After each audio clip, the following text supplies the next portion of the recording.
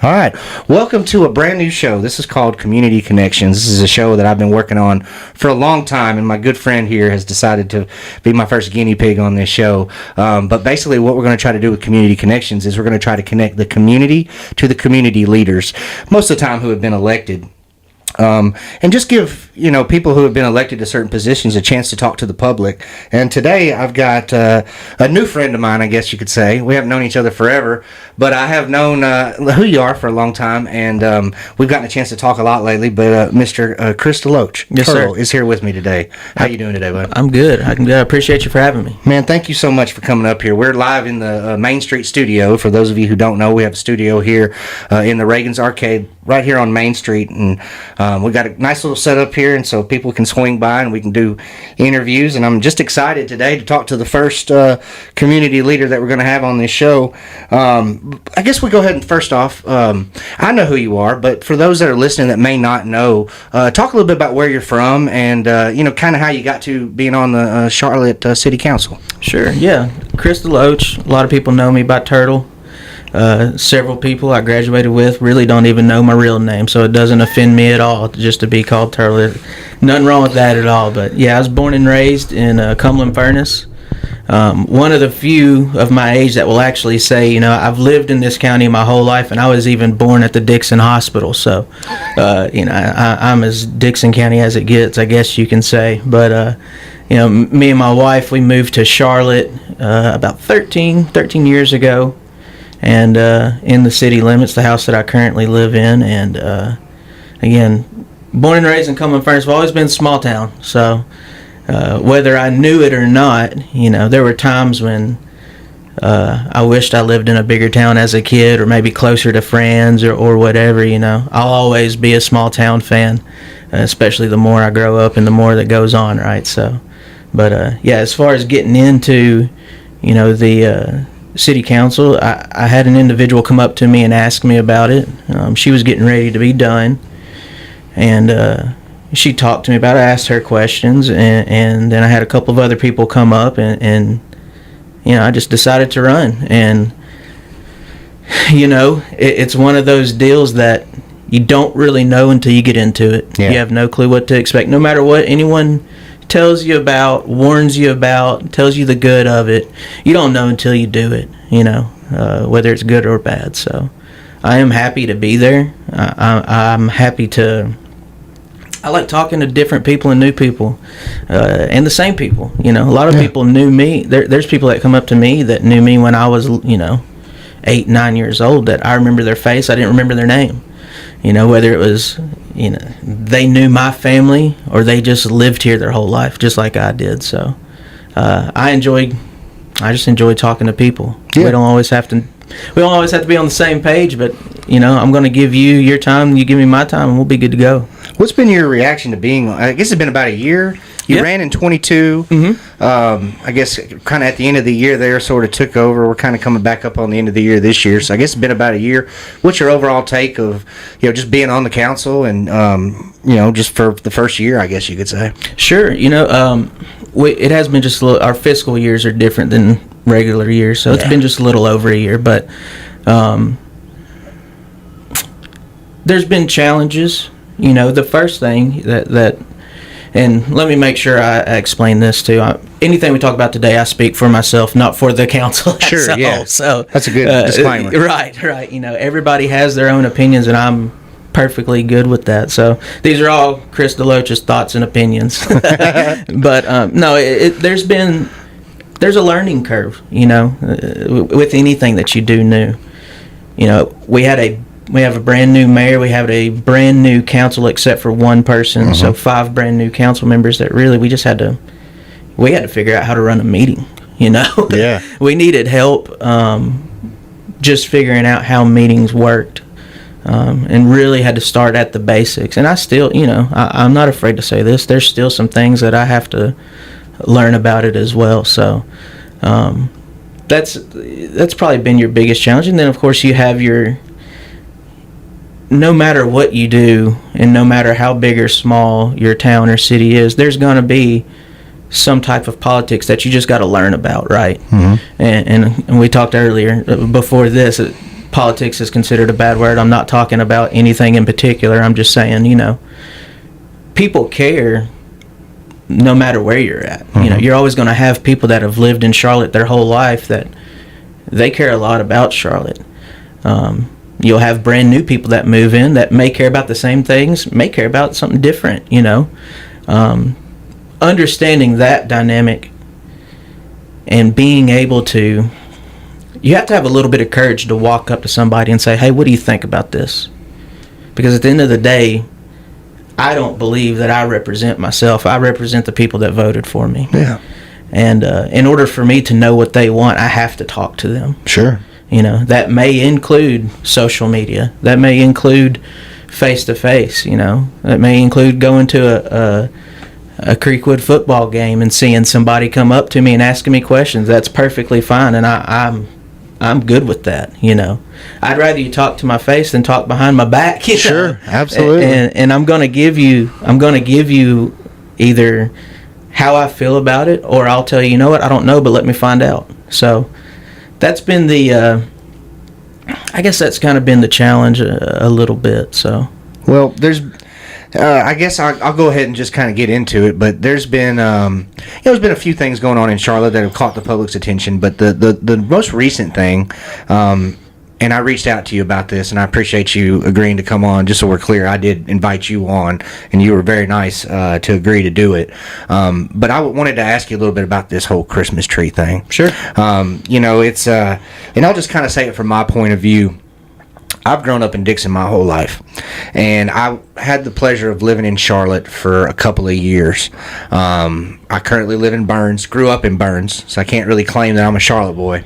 I'd be lying if I did, but I did get to live there for a couple of years, right there off of Van Leer Highway in the city limits, and so I had a lot of interaction with, you know, a lot of the city things that you would, you know, interact with when you live in the city, and appreciate that little town, love that little town. And very proud to say that I have lived there. And so one of the things I really loved about living in Charlotte, other than being able to go to Murphy CB all the time because it's on the way home, sure, and being able to stop at the Country View Market and get some of those unique items, I really loved the Court Square and the Christmas tree downtown that they would paint every year, right there on the corner, three-way stop. Everybody who's grown up in Dixon knows that tree. You have to go to Clarksville if you live in Dixon. You pass by it during the holiday season. You know it. Everybody knows it. And then there's been a lot of jokes in the past about, you know, if anybody ever does anything to that tree, you know, I'll be the first one to, you know, step up. So, so it has a personal attachment to myself. So I just want to be clear about that. As I love tradition, I love Dixon County, and Charlotte is the heart of Dixon County, and I really love that Christmas tree. So it came to my attention probably about a week ago. I had not heard a thing about anybody wanting to cut down the Christmas tree or anything ever happening to the Christmas tree. And then all of a sudden, I'm on Facebook one night, and I'm scrolling through, just like we all do, you know, unfortunately. I hate Sure. to admit it, but I like to scroll through it. I'm scrolling through, and I see a petition about the Charlotte tree, the evergreen tree right there on the corner, affectionately known as the Christmas tree to those of us from around here, the Charlotte Christmas tree. And it was a petition, and I sort of read the little blurb, and it said that basically what had happened was that news had broke that the tree was going to come down because of electric wires or something along those lines, and it was actually your wife that had shared the petition. So got to reading it. Of course, I signed it. Pass it on to others and ask them to sign it as well, because I thought that it was a very worthy cause. And then I reached out to you because I realized that was your wife, and you were very nice to respond to me and just kind of give me some basic details. But here's kind of the way I understand it, and you feel free to correct me if I'm wrong. But the way that I understood it was the public sort of found out about it from the petition, whether that be right or whether that be wrong.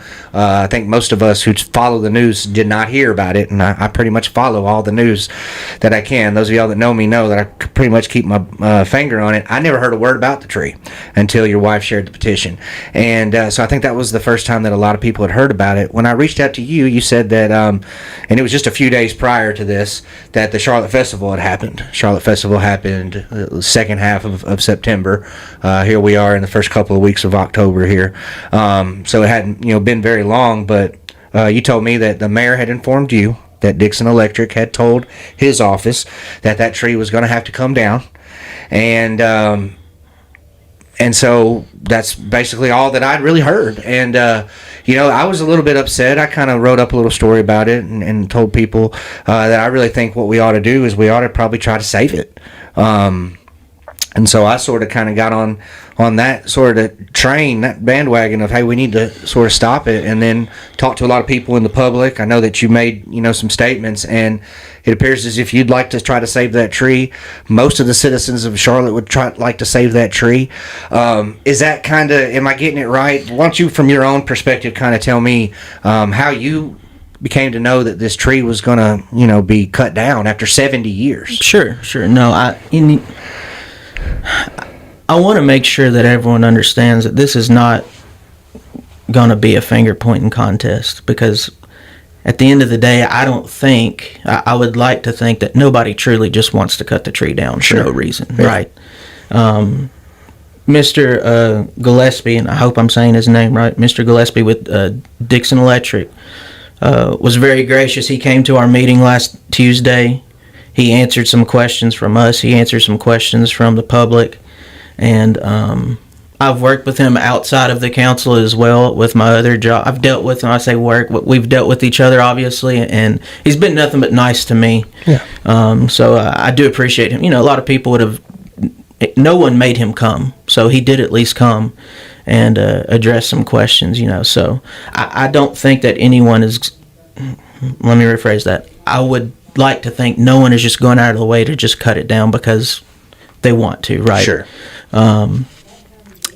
The biggest concern for Mr. Gillespie, based off of what he has said, now he came to our Tuesday meeting, and I also spoke with him individually on Friday about this. Because look, this is, whether people think this is silly or not, again, the people that elected me don't think it's silly. Yeah. Therefore, I'm going to address it and at least try to get some facts so I can at least clearly communicate that to people that ask me. That's the way I've always worked. I'm not going to tell you something that I think is true. I'm going to try to find the facts for you, because at the end of the day, this is nothing that the council has voted on. Nobody voted to cut that tree down. No one voted to save the tree. We haven't even voted to plant a new tree. This is all really just being led by City Hall, and that's their... he's doing his due diligence. The mayor is with this situation. It's his call. So anyway, Mr. Gillespie, we did speak again on Friday, and he has been adamant in saying that his people cannot decorate it anymore for safety concerns. And I'll never fault anyone for trying to take care of their people. Sure.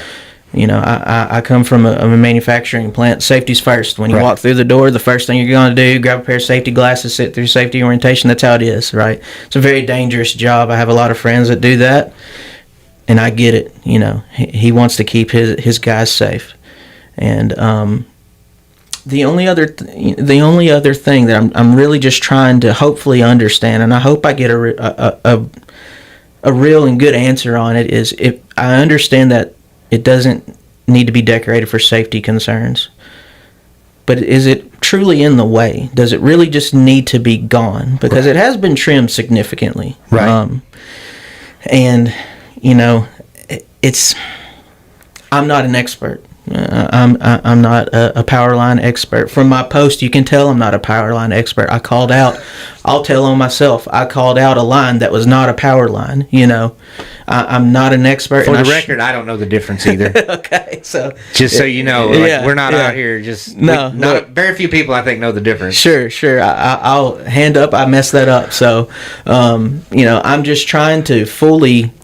Like I said in my post, I just want to know the real story and the real reason, and it is what it is at that point, because, listen, I'm not going to get mad at people for standing up and for something they believe in. Yeah.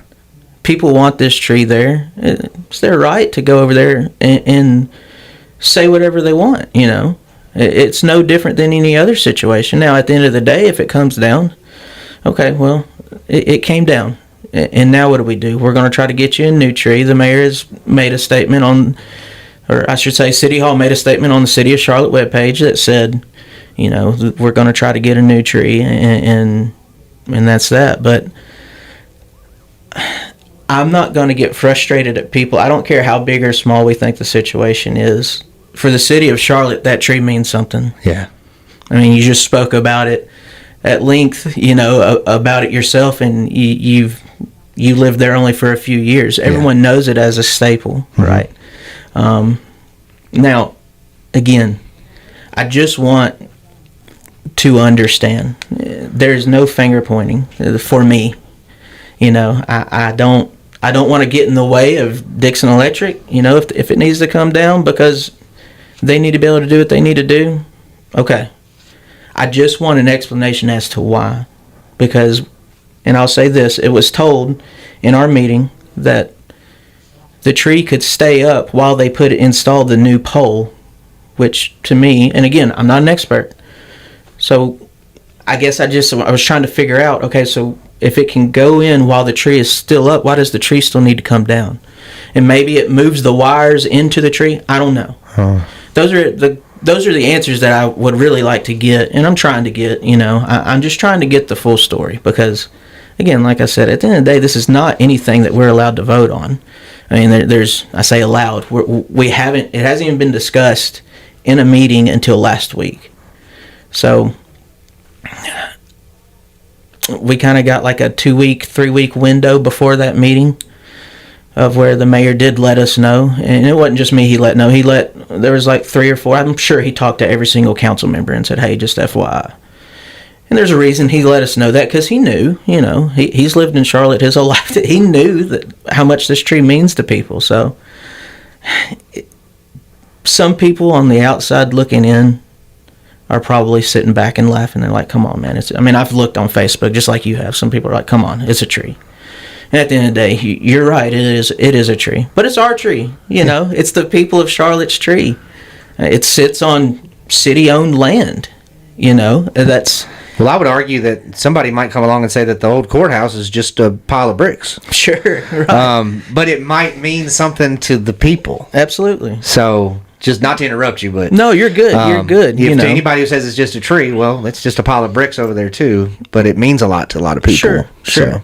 So, and then, I've done my due diligence to the point of where I've even contacted... Because there is a traffic upgrade coming at that 3-way stop. I contacted City Hall first, asked if they had seen those plans. They had not.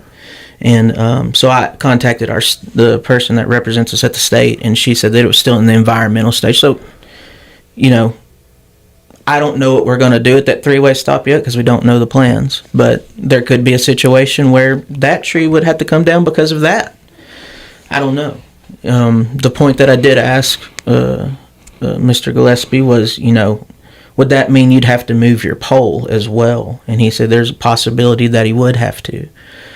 We discussed maybe moving the pole out of the way of the tree. And it's just not, based off of what he told me, it doesn't sound like it's feasible for their operation. So, probably all things that they talked about beforehand, I would like to think. But, I'm trying to do my due diligence to just come up with some type of solution. And at the end of the day, the solution may be we just have to plant a new tree. But I'm going to try. Yeah. And I'll say this too, I'm not the only one trying. My wife, as you said, put together that petition. She did that on her own. Yeah. Okay. And she'll sit here and tell you too. Like I kind of second guess it. I was like, do we really want to make it this big of a deal? And I'm not afraid to say that because it's true. Well, I'll say from the public's point of view, I appreciate her doing that because I might not have known. Not that it wasn't being hidden or anything, Sure. but just without that sort of a campaign to push it out, I'm not sure if I would have heard about it. Not that many people follow.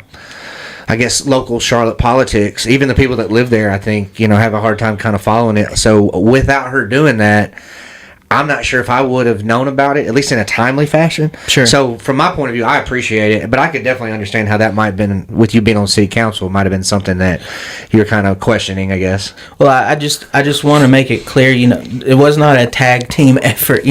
She had people help her, and she still has people that she's talking with that are helping her within our community that care about this deeply, Oh, yeah. And, I don't want to take any credit from her. That was her petition.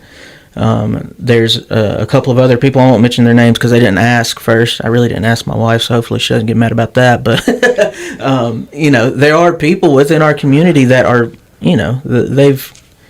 the legwork that they've put on it is impressive. Yeah. And that's whether I was part of city council or not, to me, that's beautiful. That's what you should do. You should care about what your local government is doing. Whether it's a decision that you have an effect on or not, just, half the battle is just finding people that care. Yeah. And a lot of times, unfortunately, they care when it's too late. Like you said, if the petition would have never happened, you probably would have found out about it when someone took a picture of it laying on the ground. Yeah. And that's too late, Yeah. And I have an appreciation for people that will at least speak up and be involved. Yeah. That doesn't mean you're running around with pitchforks. That doesn't Right. mean that you're bashing people on Facebook or whatever. Yeah. It's just asking questions and being in it and just caring. So let me ask you just sort of a direct question. You said that Mr. Gillespie came to the Charlotte City Council meeting. Yes, sir. Did anybody directly ask him exactly why that tree had to be removed now? I know that they said that there's something about some poles that are coming along. Did they specifically state like that it was in the way of a pole or it was in something's way? Did he tell you exactly why it had to be completely removed? They're upgrading our poles. They're old wooden poles through there, and they are putting some nice metal poles in there. I believe, again, I'm not an expert. I believe he explains that maybe they can handle higher voltage. Obviously, our county's growing. We all know that, so maybe that's obviously needed. Sure. Yeah.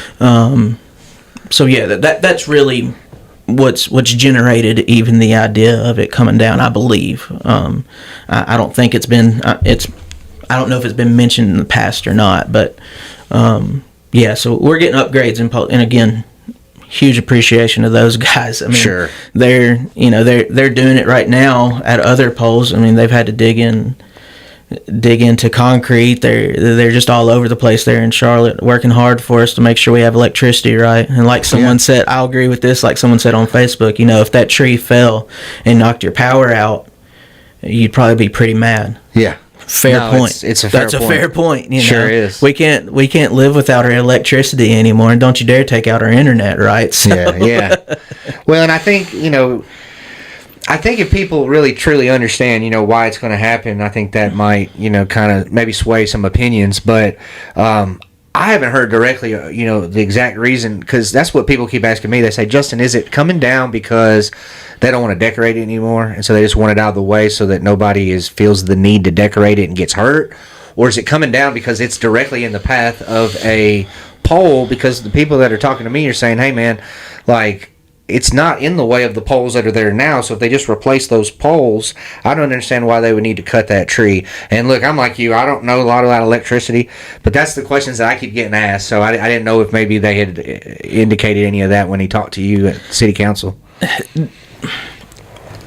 I still don't have a definitive answer. I know that I know there's the safety concern. He has been very upfront with that, and I respect that. I don't.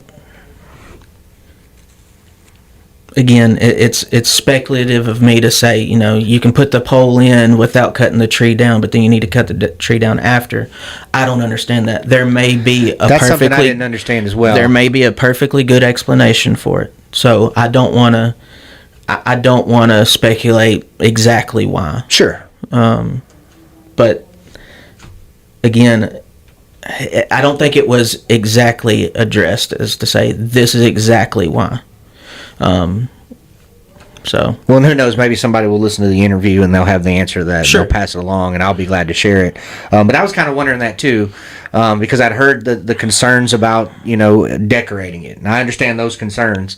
But just you can also not cut it down and not decorate it. Or my understanding is, and I may be wrong, you can correct me on this if you know the answer, but I was told that the Lions Club is the ones that planted that tree a long time ago, but it sits on city property. There's kind of a blurry. Do you know like exactly? I believe who owns the tree, or yeah, I believe Mr. Hollis was his name. He was a Charlotte mayor in the 90s, I believe. I believe he's the one. 80s, 90s. Yeah, I believe he's the one that. I believe he's the one that said that the Lions Club. I believe he's the one that I saw. He made a comment on the actual petition, and he gave some information about it. The Lions Club did plant it. Now, when they planted it, I don't know if that was city property or not. I have no clue. Yeah, I don't know. But I think they said it was 70, 80 years ago, I believe, is when it was planted in the 40s. I think I saw 1950s, mid-50s maybe. Okay. So maybe 70s. Sure. So, yeah, I just know that certain block right there that the city does own. Now, I also know there are some laws that give, utilities right-of-ways and stuff like that. So yeah. I will not get into all of that because I'm not going to act like I'm an expert in it. I'm not. So, but, yeah, I think it was just planted to just, and obviously it's been left up for so long for the same reason you and I like it, right? Yeah, so, yeah. Well, it also makes you kind of wonder, I guess. We are getting bigger, like you said. We are having to get these bigger poles, so I guess that's the reason. But I think there's a lot of people that are asking the question, and I think it's fair to ask, if it's been there for 70 years and we've been able to figure out how to get electricity around it, why all of a sudden, and I know nobody may not have an answer for that, sure. But that is one of the big questions I think that's getting asked, Sure, and it's a fair question. It's a fair question, and I'll leave it at that. It's a fair question. Do you think that there's anything that the city council can do to stop this? Because that's another thing that people have asked. Can the mayor stop it? Can the city council stop it? Is it just something that we have to accept because the electric company? Do you know the legality of that? Do you know if there's anything that y'all can vote on or do anything to stop it? The legality of what the council can do, I'm not an expert in the legal side of it either, but I can say that it's not been a topic of discussion to vote on. Okay. It has not been put as an agenda item really at all.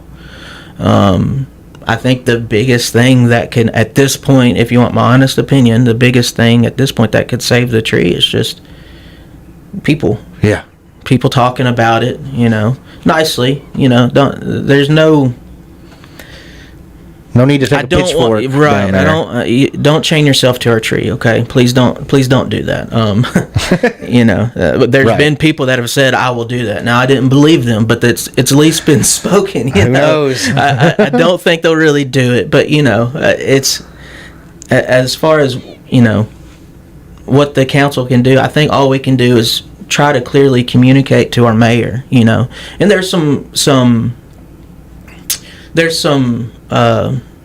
sunshine laws and things like that of where you can't say something that you're going to vote on outside of an actual meeting. So sure. Again, I don't know what we could vote on though. As far as how that goes. So I know that I'm very confident that the mayor has been contacted probably just as much as I have about this situation. So if anyone has any new ideas, I promise you my wife has explored a lot of them, as well as some other community members that have reached out to me. There's a couple of different things that I know that have been looked at. I don't know what comes of it. Yeah. Obviously, nothing ever happens as fast as it needs to. Yeah. But I hope that kind of answers it. I hate sitting here and saying there's nothing I can do. Yeah. What I can do is listen to the people of Charlotte and hopefully effectively communicate that back to the mayor. And I've tried. I have reached out and spoken to Mr. Gillespie myself. I've spoken to the mayor. Obviously, spoke to us at the meeting. That's really where the decision is being made. So, I'm not. Please understand, I'm not putting them on the spot. Yeah. That's not what I'm trying to do. It really isn't. I'm not. There's not a lot that we can do from a voting standpoint to make it not be cut down. Did they give you any sort of a timetable on when it would be cut down? When Mr. Gillespie came, did he say, well, in 6 months or 3 months or next week? Or do we have any idea when that tree could potentially come down? Well, no. Because a lot of people are wondering if it'll be around for Christmas season because it's right around the corner. Sure. So that's the main question I guess I would have. I will say this: on my drive in this morning, I know that that they were working from the school back down to the three-way stop, and they had gotten to the three-way stop with new poles, and it looked like this morning they had skipped over the pole beside the tree, and are going back up towards the hill.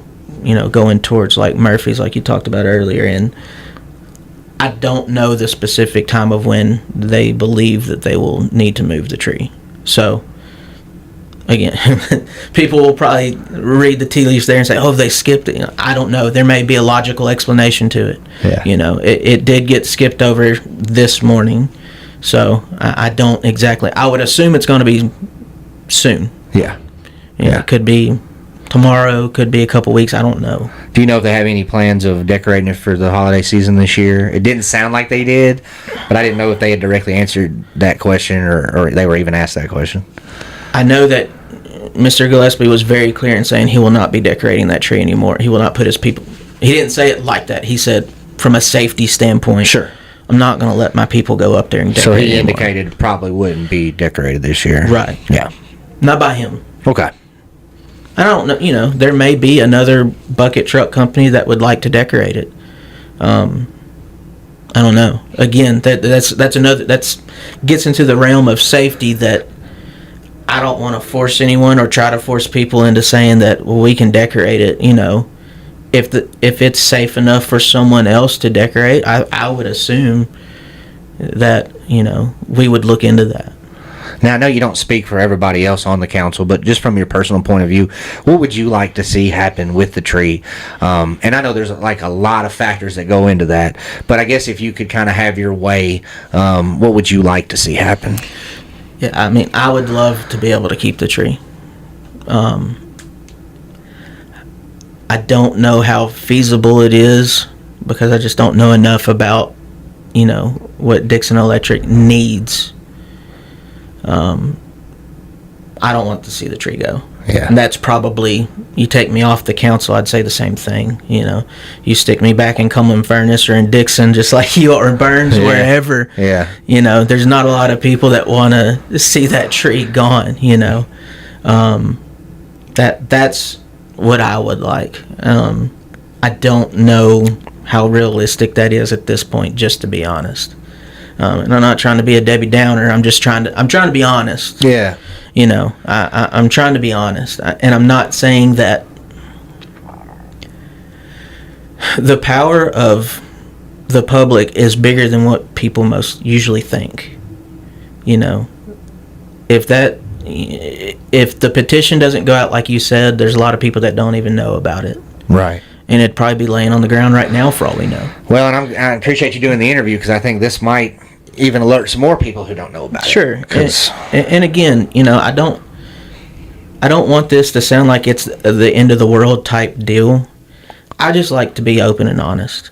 The whole reason I come on here with you is because I just want to be open and honest. You're never going to make everyone happy no matter what. No. I made my Facebook post on the Charlotte group, and there were people that were happy, there were people that were not happy, and my goal is not to make people happy. My goal is just to state the facts that I knew at the time, and really I've told you everything that I truly know about it. I don't know exactly why it must come down, but I can tell you the reasons that I've been given that it would be helpful to come down. Well, and I appreciate you coming in and talking about it. There's been a lot of people asking me questions. I myself had a lot of questions. Sure.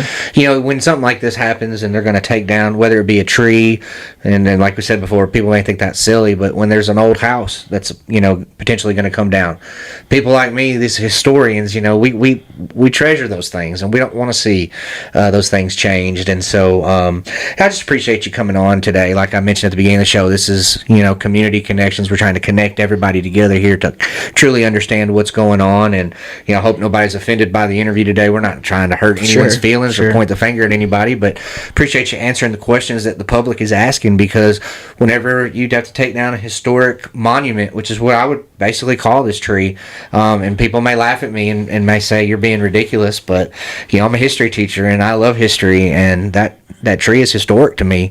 And I talked to a former mayor of Charlotte who said it was here his whole life, and he really appreciated that tree and would do anything basically to save it.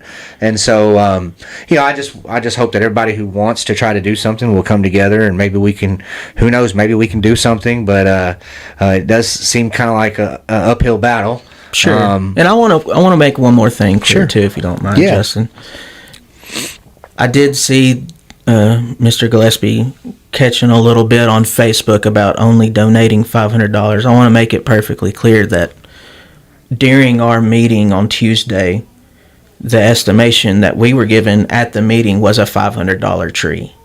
And Mr. Gillespie, without being asked, said he would donate the $500 for the tree. Gotcha. So now that the post, I can't remember if it was yesterday or 2 days ago, but the City of Charlotte post that stated the $7,500 amount, that was the exact moment that I found out about the $7,500. Right, so that wasn't discussed at the time when he offered. It was not discussed during the Tuesday meeting. So that's fair. I want to clear that up, because I don't think that's fair for him to catch some heat for that. Sure. So it sounds to me like, in other words, they were asked, the question was asked, how much would it cost to get a replacement tree? The number thrown out was $500, and he said, I'd be glad to pay that. Yes. So the $7,500 was never talked about. Who knows if he would have offered to pay that or not, because it wasn't mentioned. Sure. Yeah. Okay. No, I have no clue. The $7,500 amount, again, of course, they spoke of a bigger tree on that post than what we talked about during our Tuesday meeting. So that's probably got a lot to do with the bigger amount, but wanted to clear that up. Well, good. I'm glad you did, because that's really what we're all about here, is just trying to get the facts and the information, out there. And like I said, I appreciate you coming on. I'd love to have you on again sometime. Sure. To talk more about Charlotte, because, like I mentioned before, Charlotte is sort of the heart of Dickson County. It's the most historic part of the county, and a lot of people have a lot of interest to make sure that stays that way. And so I appreciate you coming on and talking about this. Is there anything else you want to tell the people? I know we kind of focused mostly on the tree today, because that's sort of the big news, and that's what I was asked to. People were kind of begging me, like, please interview him. That's what you do. You interview people. So interview somebody to do with the tree, and you were very willing to do that. But is there anything else you wanted to talk to the people about? Don't. Everyone assumes that people get into politics because they have an agenda. Mm-hmm. And I'm speaking for myself. I have no agenda. I don't have any ties to a business. I don't have a family member that owns a business. I don't really have any ties to anybody except for the fact that I just love Charlotte. I come from the finance world, so I look at things financially. That's what my degree is in. That's what my job is. I kind of look at things a little bit different than others. I have nothing, and you know what? I'll say this probably for most of our council. I think they'd be comfortable with this. There is nothing to gain from being a council member at Charlotte. There's been some headaches gained. It's a job. Right. There's been some situations where I've had to make myself get off of Facebook, or maybe delete something, type something out and just erase it and say, just put it down and go to bed. I'm not perfect either. I'm not going to sit here and act like it doesn't get to me sometimes, but I really do hope. My goal is to do good, and I think I would say that most of the council members, even in Dickson, the hope is to look after the people in the city. And as long as, I continue to try to represent the majority of the city, I can go to sleep at night knowing that I'm doing my best, man. Yeah. It's a thankless job. I'm saying job, it's not like a living. Right. I don't think anybody should make a career out of being in politics, whether it's small or big. That's a discussion for another day. But, I agree with you, though, for the record. Yes, sir. But, it's one of those things, again, you don't learn it until you get into it. You don't really know what you're getting into until you're in it. So absolutely. Well, thanks for coming on today. I truly do appreciate it, and I hope people enjoyed the show. I hope people enjoyed getting to hear from a city council member and just getting to hear y'all's perspective on things from the other side. I think that's some valuable information that you've been able to provide for us today. So thank you very much. We'll be back with another episode soon. I've talked to a few people about doing the show. I heard Mr. Donnie Weiss over at the Dixon Mayor's office. He may be interested in doing it.